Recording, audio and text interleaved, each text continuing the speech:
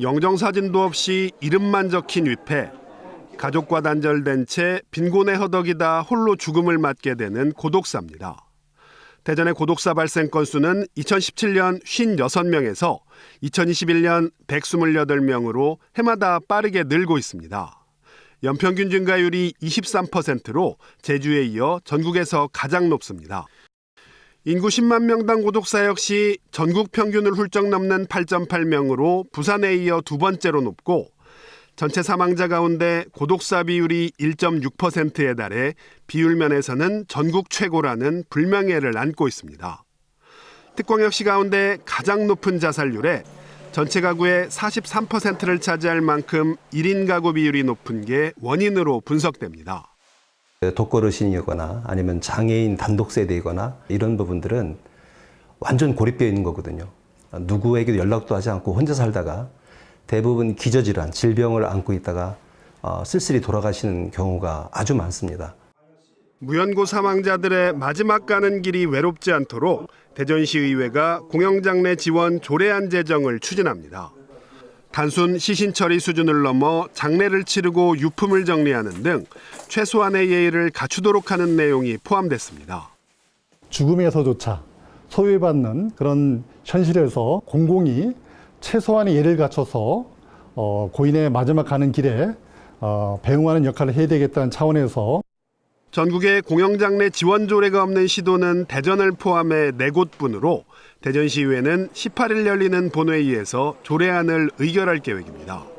KBS 뉴스 송민석입니다. 군산의 한 장례식장. 빈소에는 영정사진도 없이 이름만 적힌 위패들이 나란히 놓여 있습니다. 유족들의 이름은 찾아볼 수 없습니다. 홀로 생을 마감한 70대와 60대 남성들로 가족들이 시신 인도를 거부하자 지자체가 나서 장례를 치르는 겁니다. 가족 관계가 단절되고 또 이제 경제적 문제로 장례를 치러줄 수 없다는 문제로 이제 그냥 저희한테 무연고 시신 처리를 하는 경우가 되어 있어서 장례를 마치면 이들의 시신은 화장돼 일반 공공 납골당에 안치됩니다.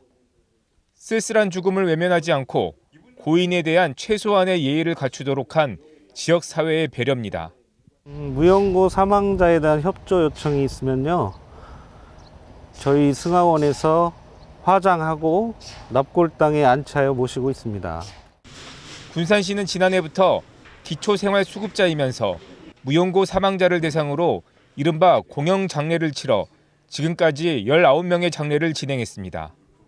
예산은 국민기초생활보장법에 따라 정부가 지원하는 80만 원이 전부지만 장례식장과 용품 등은 이웃들의 기부와 종교단체 도움을 받아왔습니다.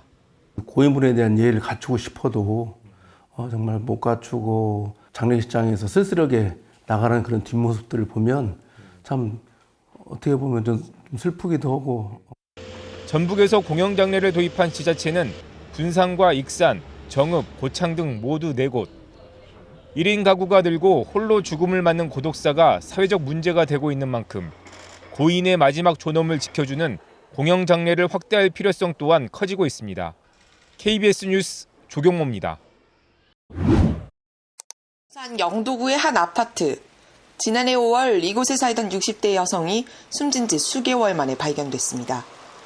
사망 넉 달 전 관리비를 반년 넘게 내지 않아 지자체 관리 대상인 위기가구로 지정됐지만 끝내 죽음을 막지 못했습니다.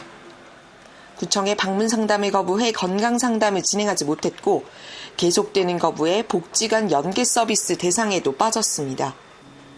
위기 징후가 뚜렷하더라도 본인이 동의하지 않으면 지자체가 적극적으로 개입할 수 없는 겁니다. 인구 10만 명당 고독사 발생수가 9.8명으로 전국에서 가장 높은 부산. 특히 최근에는 사회와 단절돼 복지를 거부하는 지원 거부, 자기 방임 유형의 고독사가 늘고 있습니다. 중장기층 고독사는 장기간 가족관계 붕괴된 게 오랜 기간 동안 지속되어 왔다는 걸 나타내고 있습니다. 만성적 복지 거부자들이 관리할 수 있는 별도의 지원센터가 필요하다는 지적이 나옵니다.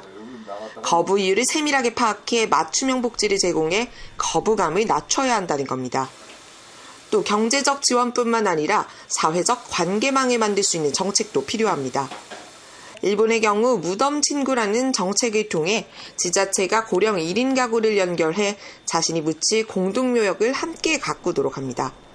죽음을 준비하면서 새로운 관계망을 만들고 자연스럽게 고독사를 막는 겁니다.